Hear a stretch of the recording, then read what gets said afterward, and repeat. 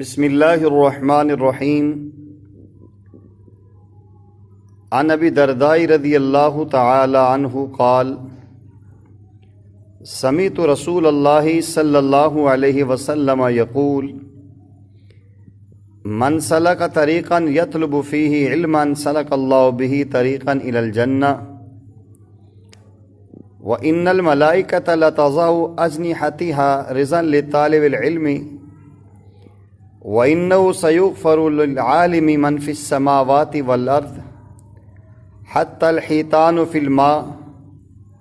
وَفَضْلُ الْعَالِمِ عَلَى الْعَابِدِ كَفَضْلِ الْقَمَرِ عَلَى سَائِرِ الْكَوَاكِبِ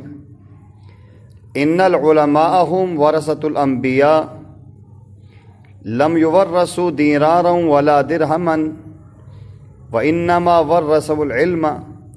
فَمَنْ أَخَذَ بِهِ أَخَذَ بِحَظٍّ وَافِرٍ رواہ مسند احمد او کما قال علیہ الصلاۃ والسلام۔ سیدنا ابو درداء رضی اللہ تعالی عنہ روایت فرماتے ہیں کہ میں نے نبی کریم صلی اللہ علیہ وسلم کو یہ فرماتے ہوئے سنا۔ آپ صلی اللہ علیہ وسلم ارشاد فرما رہے تھے،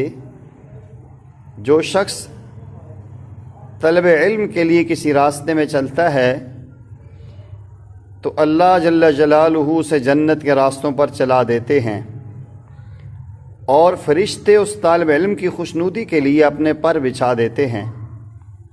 اور عالم کے لیے زمین و آسمان کی ساری مخلوقات بخشش کی دعائیں کرتی ہیں،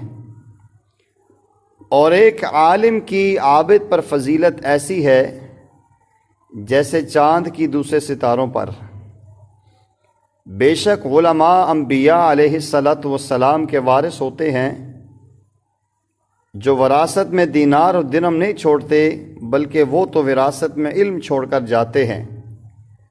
سو جو اسے حاصل کر لیتا ہے وہ بہت سا حصہ حاصل کر لیتا ہے۔ سبحان اللہ۔ سامعین ذی وقار، آپ اندازہ لگائیے کہ عالم اور علم کے متلاشی کے لیے کیا شان اور کیا عظمت ہے، اور علم والے اللہ کے محبوب صلی اللہ علیہ وسلم کی نظر میں کتنے عظیم تر ہیں۔ قرآن کریم میں ایک جگہ فرمایا کہ یرفع اللہ الذین آمنوا منکم والذین اوتوا العلم درجات، تم میں سے اللہ تعالیٰ انہیں بلند کریں گے جو ایمان لائیں گے، والذین اوتوا العلم درجات، جو علم والے ہوں گے ان ایمان والوں میں ان کے بڑے درجے ہیں۔